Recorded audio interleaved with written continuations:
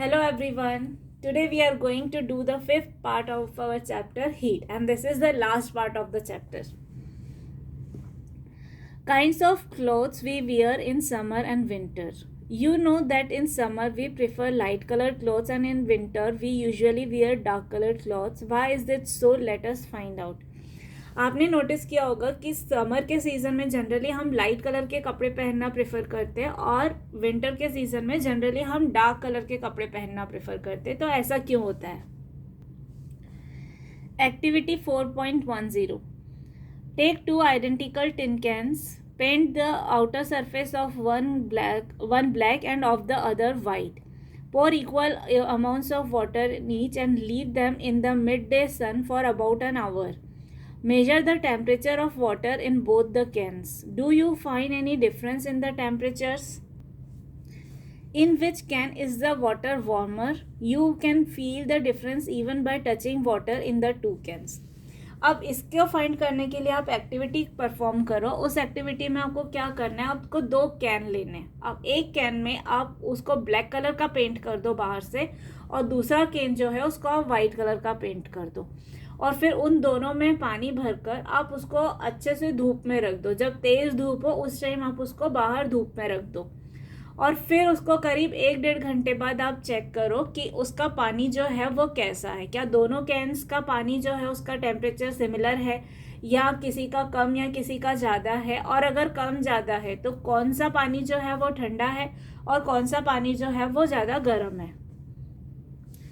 तो आप ये ऑब्जर्व करोगे कि जो इस कैन का आपने ब्लैक कलर का पेंट किया था उसका पानी आपको कंपैरेटिवली गर्म मिलेगा जिसको आपने वाइट कलर में पेंट किया था उसके कंपैरिजन में.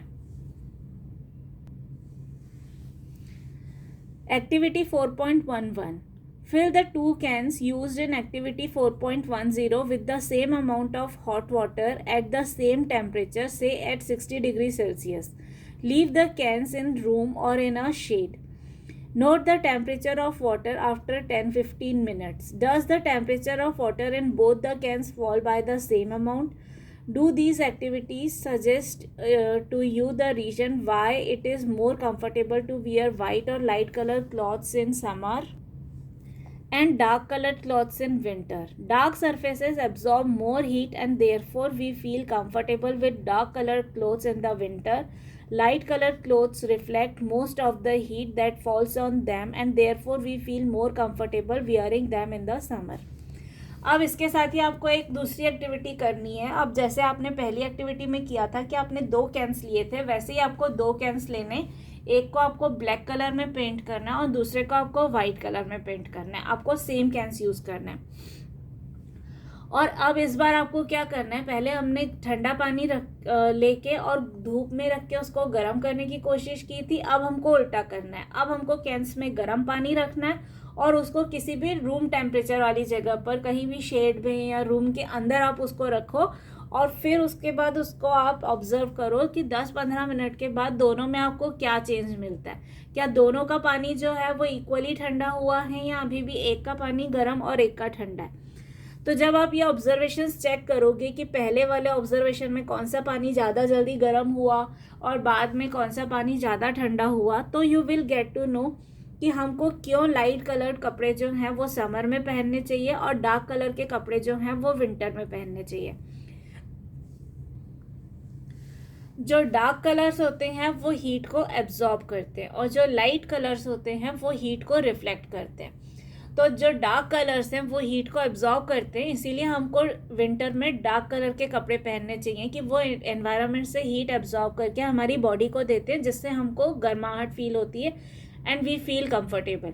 लेकिन अगर गर्मियों में हम वो कपड़े पहनेंगे तो हमारे साथ उल्टा होगा. अगर वो हीट एब्जॉर्ब करके हमारी बॉडी को देंगे तो हमको ज़्यादा गर्मी लगेगी, हमको हीट स्ट्रोक भी हो सकता है.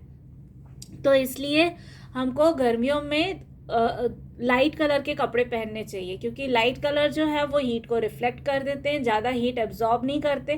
तो उससे हमारी बॉडी जो है वो थोड़ा कूल फील करती है और हमको गर्मियों में कंफर्टेबल लगता है. Woolen cloths keep us warm in winter.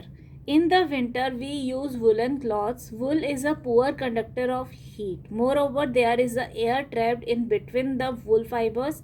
This air prevents the flow of heat from our body to the cold surroundings, so we feel warm.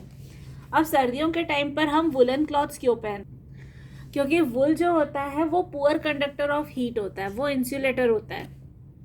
तो जो वो हीट जो है वो हमारी बॉडी से बाहर नहीं जाने देता, और बाहर की सराउंडिंग की ठंड जो है वो हम तक नहीं आ पाती।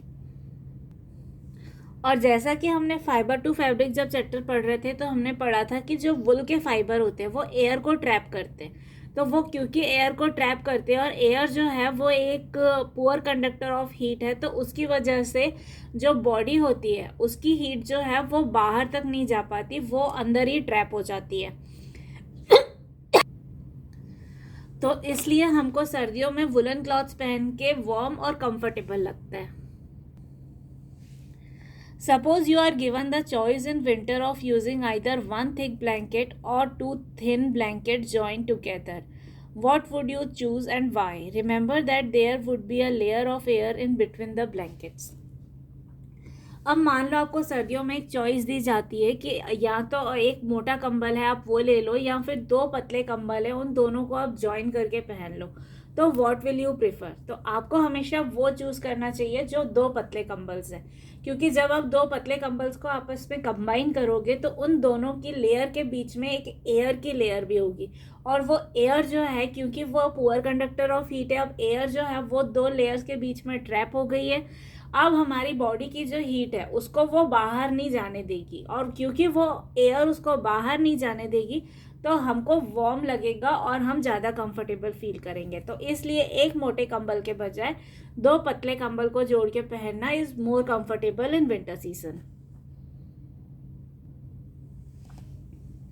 We often use electricity and fuels like coal and wood to keep our houses cool or warm. Is it possible to construct buildings that are not affected much by heat and cold outside? This can be done by constructing outer walls of buildings so that they have trapped layer of air. One way of doing this is to use hollow bricks which are available these days. अब जब भी हमारे यहाँ पर ज़्यादा गर्मी या ज़्यादा ठंड होती है तो हम हमारे घर को गर्म या ठंडा रखने के लिए कुछ फ्यूल्स यूज़ करते हैं। कई बार हम कोल यूज़ करते हैं, इलेक्ट्रिसिटी यूज़ करते हैं, वुड यूज़ करते हैं हमारे घर को गर्म रखने के लिए भी और ठंडा रखने के लिए भी। तो क्या पॉसिबल है कि ऐसी बिल्डिंग्स बनाई जाए जो कि हीट और कोल्ड से बहुत ज़्यादा अफेक्ट ना हो? दैट इज़ अगर बाहर गर्म है तो वो गर्माहट घर के अंदर ना फील हो, और बाहर अगर बहुत ज़्यादा ठंडा है तो वो ठंड हमको घर के अंदर ना फील हो। तो वो हम कैसे कर सकते हैं? नाउ रिमेंबर दिस फेनोमेनॉन कि एयर जो है वो अगर दो सरफेसेस के बीच में ट्रैप हो गई है तो वो एज एन इंसुलेटर वर्क करता है, और आपकी जो ठंड है या जो गर्माहट है वो ट्रांसफर नहीं हो सकती।